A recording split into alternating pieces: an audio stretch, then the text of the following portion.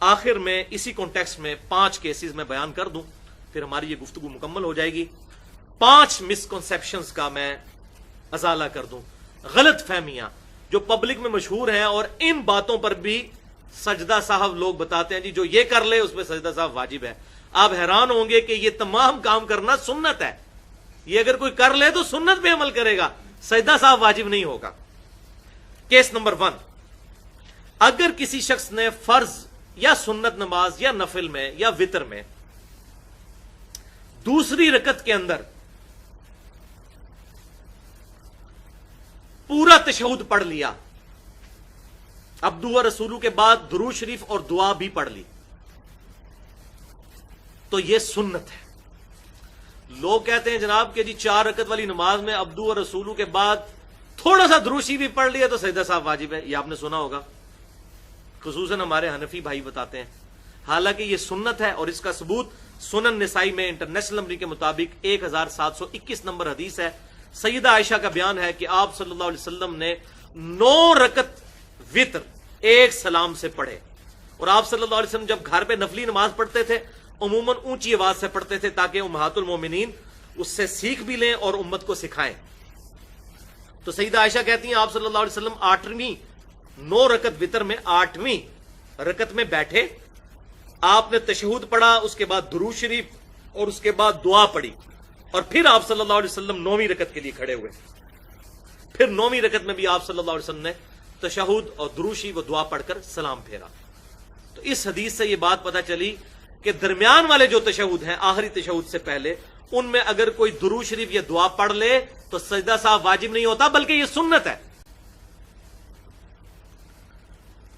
اب اس سے یہ بات پتہ چل گئی، اکثر لوگ پوچھتے ہیں جی امام کے پیچھے اگر غلطی، اکثر لوگ یہ کہہ بھی رہے ہوتے ہیں علماء،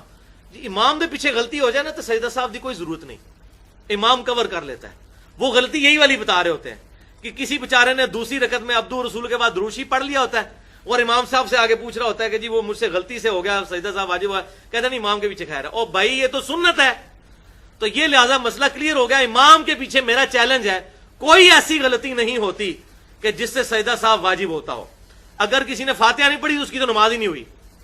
اب اس نے کون سا ایسا کام کیا ہے؟ اگر امام کے پیچھے ہے، فاتحہ کے بعد اگر سورت ملانی تھی وہ تو امام کے پیچھے نہیں ملانی ہوتی، وہ امام کی قرات مقتدی کے لیے کافی ہے فاتحہ کے بعد والی۔ تو یہ کون سا ایسا مسئلہ ہے؟ وہ یہ ایک مسئلہ تھا درود شریف سے بغض رکھنے والا، یہ مسئلہ تھا کہ امام کے پیچھے کوئی دوسری رکعت میں درود شریف ملا لے تو اب اس کو سجدہ صاحب کی ضرورت نہیں کیونکہ وہ امام کے پیچھے ہے۔ کوئی ایسا مسئلہ نہیں جس میں آپ امام کے پیچھے کوئی ایسی غلطی کریں کہ جس کے بعد آپ پہ سجدہ صاحب واجب ہو، کوئی ایسے ہے ہی نہیں ہے۔ یہی ایک تھیوریٹیکل کیس تھا جو ویسے ہی اپنی موت خود مر گیا، وہ تو سنت ہے اگر کوئی درود شریف ملاتا ہے الحمدللہ۔ کیس نمبر 2، فرض کی آخری 2 رکعتوں میں اگر کسی نے سورت ملا لی، سورت الفاتحہ کے بعد سورت پڑھ لی تو سنت ہے، سجدہ صاحب واجب نہیں ہوگا۔ صحیح بخاری اور صحیح مسلم کی متفق علیہ حدیث ہے، بخاری میں 776، مسلم میں 1013 اور 1014 کہ آپ صلی اللہ علیہ وسلم فرض کی آخری 2 رکعتوں میں بعض اوقات سورت ملا لیتے تھے اور بعض اوقات نہیں بھی ملاتے تھے۔ بہرحال اس مسئلے میں الحمدللہ جو فقہ حنفی کے لوگ ہیں ان کے نزدیک بھی یہی مسئلہ ہے، وہ یہ کہتے ہیں کہ اگر تیسری اور چوتھی رکعت میں کوئی سورت ملا لے تو اس پہ سجدہ صاحب واجب نہیں، لیکن وہ ظلم یہ کہتے ہیں، وہ کہتے ہیں یہ کرنا غلط ہے، تو ہم کہتے ہیں یہ کرنا غلط نہیں ہے، یہ سنت ہے۔ بخاری اور مسلم کا میں نے حوالہ دے دیا۔ کیس نمبر 3، قرآن حکیم کو مصحف کی ترتیب سے بدل کر پڑھ دینا، یعنی کسی شخص نے پہلی رکعت میں قل هو اللہ احد پڑھی اور دوسری میں قل یا ایھا الکافرون پڑھ دی، تو ترتیب بدل دی، تو اس سے بھی سجدہ صاحب واجب نہیں ہوتا۔ حنفیوں کے نزدیک بھی واجب نہیں ہوتا، لیکن وہ یہ کہتے ہیں کہ اگر کوئی یہ کرے گا تو اللہ تعالیٰ اس کا دل ہی ٹیڑھا کر دے گا، استغفر اللہ واتوب الیہ۔ وہ کہتے ہیں قرآن کو ترتیب سے بدل دیا، حالانکہ قرآن پاک کی ترتیب نزولی یہ نہیں ہے جس کے مطابق مصحف جو ہے مرتب ہے۔ قرآن پاک میں تو اقرأ بسم ربک الذی خلق پہلے نازل ہوئی ہے، اور یہ تو تھا وہ ایک الزامی جواب۔ اب علمی جواب اس کا سنیں کہ آپ صلی اللہ علیہ وسلم سے ترتیب بدل کر پڑھنا ثابت ہے۔ صحیح مسلم میں انٹرنیشنل نمبرنگ کے مطابق 1814 نمبر حدیث ہے کہ آپ صلی اللہ علیہ وسلم نے نماز پڑھتے ہوئے پہلے سورۃ النساء پڑھی اور اس کے بعد سورہ آل عمران پڑھی، حالانکہ سورۃ النساء مصحف کی ترتیب میں بعد میں آتی ہے، لہذا اگر کوئی ترتیب بدل کر بھی پڑھ لے تو سجدہ صاحب واجب نہیں ہوگا، نہ اس کا دل ٹیڑھا ہوگا۔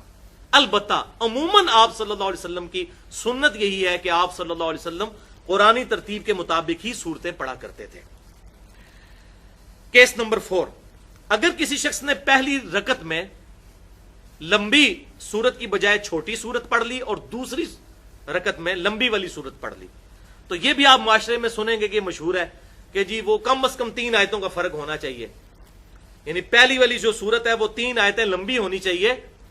دوسری والی سورت سے۔ تو یہ بھی بالکل غلط ہے، سنت اس کے برخلاف موجود ہے۔ آپ صلی اللہ علیہ وسلم سے پہلی رکعت میں چھوٹی سورت پڑھنا اور دوسری رکعت میں لمبی سورت پڑھنا ثابت ہے۔ اس کا حوالہ بھی سن لیں، صحیح مسلم میں 2028 نمبر حدیث ہے کہ آپ صلی اللہ علیہ وسلم جمعے کی نماز میں اور عید کی نماز میں، یہ مشہور حدیث ہے، پہلی رکعت میں سورۃ الاعلیٰ پڑھا کرتے تھے، سبح اسم ربک الاعلیٰ، اس کی ہیں 19 آیتیں، اور دوسری رکعت میں پڑھتے تھے سورۃ الغاشیہ، اس کی آیات ہیں 26، اس کی 7 آیات اس سے زیادہ ہیں۔ پہلی رکعت میں آپ صلی اللہ علیہ وسلم چھوٹی سورت اور دوسری رکعت میں لمبی سورت پڑھتے تھے، لہذا اس سے بھی سجدہ صاحب واجب نہیں ہوتا بلکہ یہ سنت ہے۔ اور آخری 5واں کیس وہ یہ ہے کہ اگر کوئی شخص ہر رکعت میں ایک ہی سورت پڑھ لے سورۃ الفاتحہ کے بعد، قل هو اللہ احد اللہ الصمد لم یلد ولم یولد ولم یکن لہ کفوا احد، تو یہ کوئی غلطی نہیں ہے بلکہ پسندیدہ بھی ہے۔ آپ صلی اللہ علیہ وسلم کو شکایت کی گئی، بخاری اور مسلم کی متفق علیہ حدیث ہے، بخاری میں 7375 اور مسلم میں 1890۔ ایک صحابی کی شکایت آئی کہ وہ ہر رکعت میں سورۃ الفاتحہ کے بعد کوئی اور سورت بھی پڑھتے تھے لیکن سورۃ الاخلاص ضرور پڑھا کرتے تھے ہر رکعت کے اندر جب وہ جماعت کروایا کرتے تھے۔ تو آپ صلی اللہ علیہ وسلم نے ان کو بلا کے پوچھا کہ تم قل هو اللہ احد اللہ الصمد لم یلد ولم یولد ولم یکن لہ کفوا احد یہ ہر رکعت میں کیوں پڑھتے ہو؟ تو انہوں نے کہا یا رسول اللہ صلی اللہ علیہ وسلم، اس میں رحمان کی صفت ہے اور میں یہ پسند کرتا ہوں کہ میں رحمان کی صفت بیان کروں۔ تو آپ صلی اللہ علیہ وسلم نے ارشاد فرمایا اللہ تعالیٰ بھی تمہیں پسند فرماتا ہے۔ کتنی بڑی خوش نصیبی ہے، نبی صلی اللہ علیہ وسلم کی مبارک زبان سے کسی کو یہ کہہ دیا جائے کہ آپ کو اللہ تعالیٰ پسند کرتا ہے، بہت بڑی خوش نصیبی ہے۔ جس طرح سیدنا علی کے بارے میں بخاری اور مسلم کی متفق علیہ حدیث ہے کہ نبی صلی اللہ علیہ وسلم نے فرمایا کل میں اس شخص کے ہاتھ میں جھنڈا دوں گا جس سے اللہ اور اس کا رسول محبت کرتے ہیں، اللہ اور اس کا رسول اس سے محبت کرتے ہیں اور وہ اللہ اور اس کے رسول سے محبت کرتا ہے۔ تو صحابہ کہتے ہیں ہمیں پوری رات نیند نہیں آئی کہ یہ کون خوش نصیب ہے کہ جس سے اللہ اور اس کا رسول بھی محبت کرتے ہیں۔ اللہ اور اس کے رسول سے تو ہم سب بھی محبت کرتے ہیں کسی نہ کسی درجے میں، اور پھر اس محبت کو بھی انڈورس کرنا اور اس سے بڑھ کر یہ کہ اللہ اور اس کا رسول بھی اس سے محبت کرتے ہیں۔ تو صحابہ کہتے ہیں ہمیں پوری رات نیند نہیں آئی کہ وہ خوش نصیب کون ہوگا، اور صبح نبی صلی اللہ علیہ وسلم نے سیدنا علی کو بلا کر وہ جھنڈا دیا۔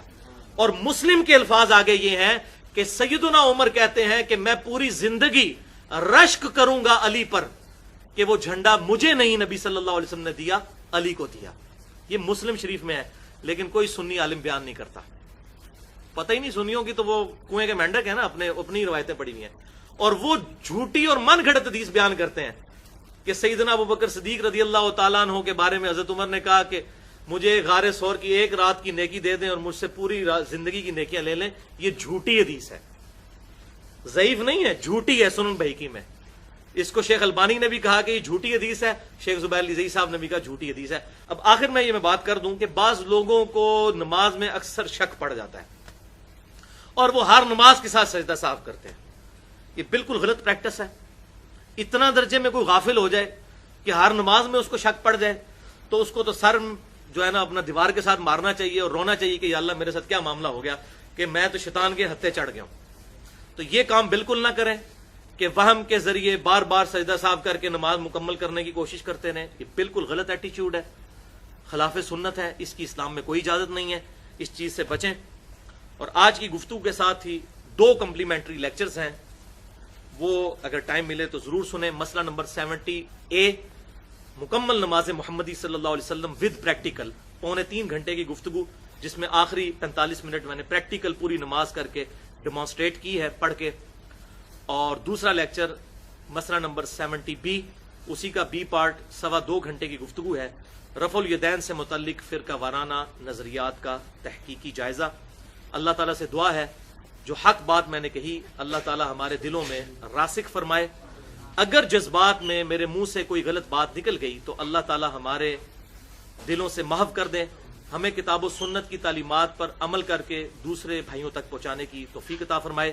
سبحانک اللہم و بحمدک اشہد ان لا الہ الا انت استغفرک و اتوب الیک وما علینا الا البلاغ المبین.